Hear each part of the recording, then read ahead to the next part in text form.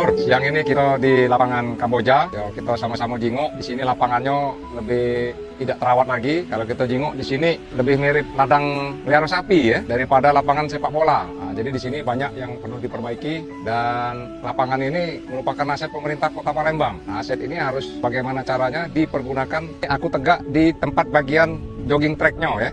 Nah ini saking lah sudah rusaknya, yo tidak terjenguk lagi jogging tracknya. Yang ada cuma rumput-rumput sama genangan banyu yang ada di sini. Nah ini memang harus cepat direnovasi, diperbaiki ya, sehingga memang bisa menjalankan fungsi sebagaimana mestinya sebuah stadion olahraga untuk pembinaan atlet ya, mungkin juga untuk olahraga warga ya, dan juga untuk aktivitas-aktivitas lainnya, sehingga masyarakat di Kota Palembang ini lebih sehat ya, dan ada tempat untuk beraktivitas olahraga ya. Nah Lur, kira-kira ini bagian tribun sudah banyak yang rusak